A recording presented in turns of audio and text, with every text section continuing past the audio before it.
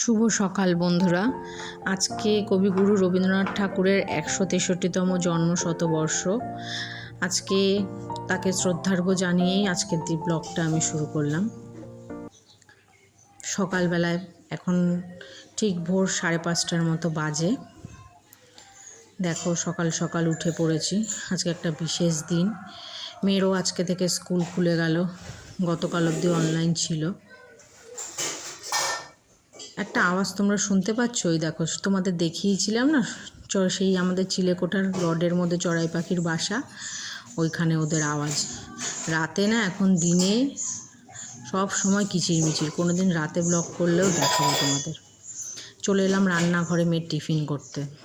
সকাল সকাল কি দেবো ভাবছি। ভাবছি আজকে একটু আটা নুডলস করে দেবো।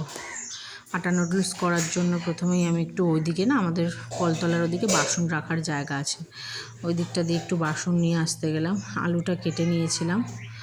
এবার ওদের স্কুলে জানো তো একদমই একটু সবজি কাটবো ভাবলাম, তা ভাবলাম না শুধু আলুই দিই। ওদের স্কুলে যেটা বলছিলাম, ওদের স্কুলে জানো তো একদমই ময়দার নুডলস একদমই মানা। এইসব ময়দার বা এমনি ম্যাগি দিতে পারবে না, দরকার হলে আটা নুডলসই দিতে হবে। তাই সকাল সকাল আজকে কলাটাও ঘরে নেই। আমি সবসময় মোটামুটি কলাটা দেওয়ার চেষ্টা করি, কিন্তু কলাটা নেই আজকে একটু আটা নুডলসই করে দেব। কারণ হচ্ছে আজকে একটু নাচের ফাংশান আছে, সেদিকেও আমাকে তৈরি করতে যেতে হবে। ওর বাবাকে বললাম তুমি একটু উঠে মেয়েটাকে আজকে একটু রেডি করতে থাকো, অন্তত দাঁত ঠাতগুলো ব্রাশ করাও। এই দেখো, এটা আটা নুডলস। ততক্ষণ আমি একটু ওর স্কুলের টিফিনটা রেডি করে নিই, কারণ আবার তারপরে একটু কিছু খেয়েও যাবে। এই দেখো, তোমরাও কিন্তু তোমাদের যদি ছোট বাচ্চা ঘরে থাকে, টিফিনে বা স্কুলে বা ঘরে এমনি ইভিনিং স্ন্যাক্স হিসাবেও এই আটা নুডলসটা করে দিতে পারো। একদমই কিছুই নয়, যেমনভাবে তোমরা এমনি নুডলস করো সেরকমই। ওদিকে ওটা বসিয়ে দিলাম ফুটতে, ফুটছে, ওটা ফুটুক নুডলসগুলো। এদিকে মেয়ের জন্য একটু দুধ গুলে নিলাম, একটু দুধ আর একটা বিস্কুট ওর বাবাকে দিয়ে আসবো, ওর বাবাকে বলবো খাওয়াতে। আর এদিকে আমি নুডলসটা করে নেব। এদের কড়াইতে একটু জল ছিল, তাই টুকরো গামছার কাপড়গুলো রাখি রান্নাঘরে, এগুলো দিয়ে একটু মুছে নিলাম। তারপর কিছু না, হালকা একটু অল্প সাদা তেল দিলাম। সাদা তেল দিয়ে তার মধ্যে আমি এবার আলুগুলো দিয়ে দেবো। আলুগুলো দিয়ে নুন হলুদ দিয়ে একটু ভাজবো। আজকে বেশি সবজি কিছু দিলাম না, তার কারণ হচ্ছে আমার মেয়েকে আজকে সাজাতে মনে হচ্ছে অনেকটাই সময় লাগবে, কারণ সে আজকে শাড়ি পরবে।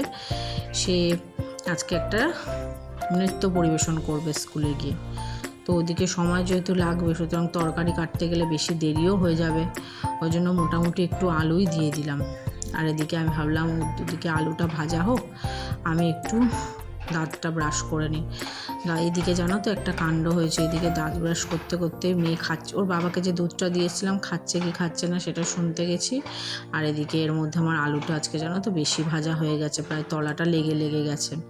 দেখো তোমরা দেখতে পাবে কড়াইতে। তো মেয়েকে বলেছি যে তুই কি করবি মা, আজকে ও তো আবার পোড়া জিনিস মুখে খুব বুঝতে পারে। বললাম বাবা যদি একটু দেখিস তিতো লাগে তাহলে একটু ফেলে দিস, মা ওই আলু পোড়াগুলো খাস না, নুডলসগুলো খেয়ে নিস।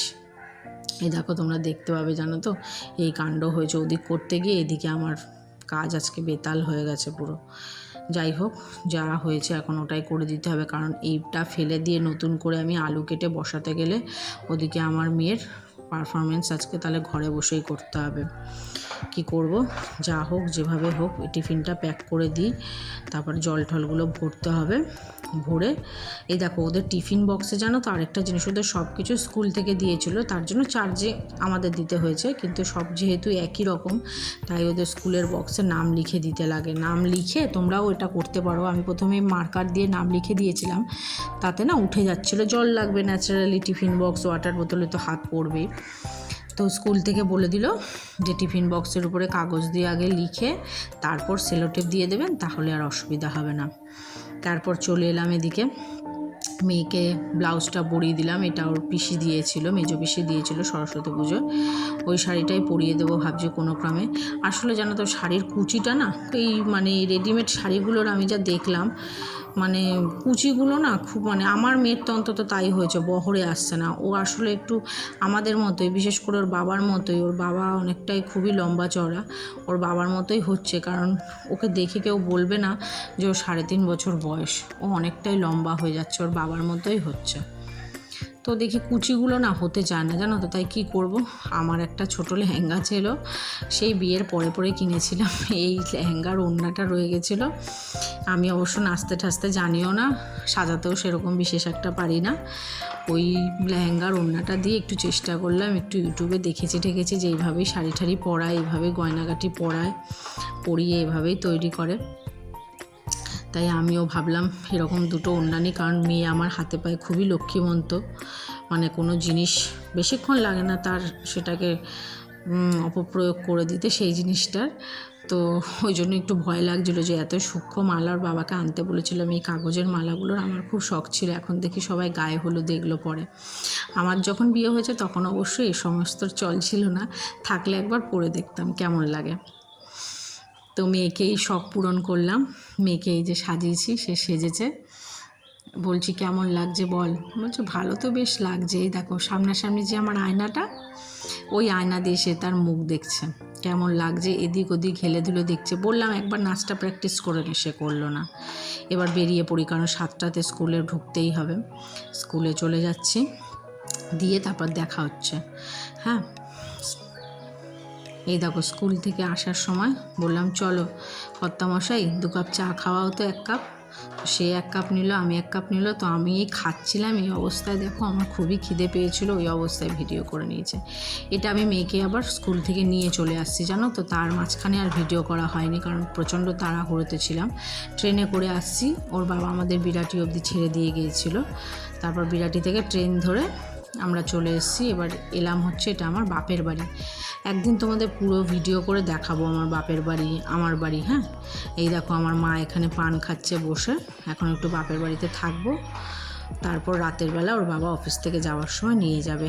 আজকে আর ব্লগটা বেশি বড় করলাম না।